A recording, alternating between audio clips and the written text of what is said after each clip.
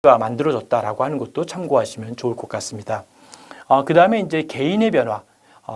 개인이라고 하는 그 변화가 이제 사회적인 개혁으로 바뀌었다라고 하는 것도 참고하시면은 매우 중요하겠고요. 또 민간이라고 하는 단체에서 공공의 지원으로 바뀌었다라고 하는 것도 매우 중요한 포인트다라고 볼 수가 있겠습니다. 그 다음에 이제 민간의 복지에서 다시 복지 사회로 만들어지는 것이죠. 이것이 이제 사회복지의 큰 개념이고 목적이다라고 볼 수 있겠고요. 더 나아가서는 문제를 해결하는 측면에서 어떨까요? 문제를 예방하는 측면으로 만들어졌다라고 하는 것이죠. 그런 측면으로 본다면 이 소셜 웰페어의 이 로마니신이 제시했던 의미는 상당히 체계적이고 어떤 의미로 보면 굉장히 획기적인 개념을 만들어냈다라고 볼 수가 있겠습니다. 여러분 로마니신 기억하시고 지금의 이러한 하나의 지문들 하나씩 기억하시되 제일 중요한 것을 뽑으라고 한다면 보충적 개념에서 제도적 개념으로 만들어졌다. 뭔가 제도화되고 체계화됐다라고 하는 부분을 기억하시면 좋을 것 같습니다.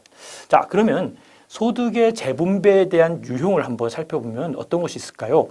인간이 인간다운 삶을 누릴 수 있는 생활을 보장할 수 있다라고 하는 것이 제일 중요한 포인트가 된다라고 볼 수 있겠고요. 더 나아가서는 또 사회복지다라고 하는 이 사회복지의 시장 논리보다 정치 논리로 이루어진 이런 부분들이 더 의미 있고 중요한 포인트가 될 수 있다라고 볼 수 있습니다. 그 다음에 생각할 것 중에 하나는 자유시장에서 자율적으로 조정되지 않는 경우가 발생되기 때문에 어떤 일이 생길까요? 그렇죠. 불평등을 초래하게 됩니다. 그래서 불평등을 초래해서 시장이 실패했을 때 누가 개입할까요? 거버먼트라고 하는 정부가 개입을 한다라고 하는 것이죠.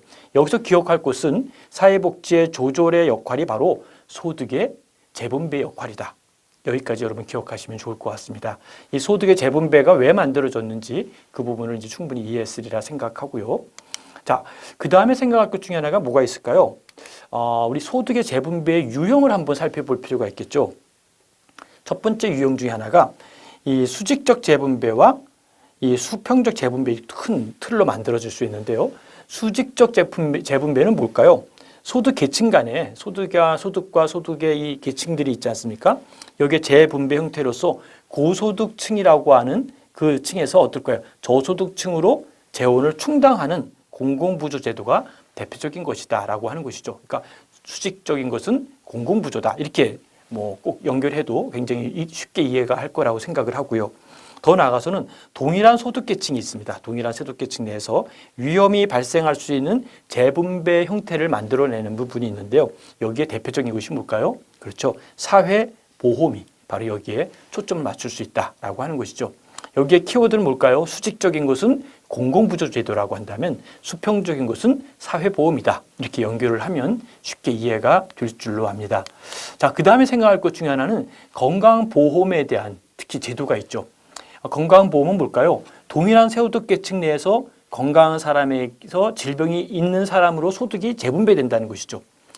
그런 의미로 이제 건강할 사람들이 건강을 잃고 아픈 사람들에 대해서 나름대로 소득의 재분배가 되는 것을 사회보험 측면 속에서의 제도다라고 볼 수 있겠고요. 그 다음에 우리가 생각할 것이 고용이라는 말 여러분 아시죠? 고용보험제도가 있는데 고용보험제도의 이 분배는 어떤 것일까요? 그렇죠. 취업자로부터 실업자로서의 소득이 수평적으로 재분배된다라고 하는 거로 기억하면은 충분히 이해가 될 것이고요. 자, 그 다음에 세대 간의 재분배가 있겠죠. 그건 뭘까요?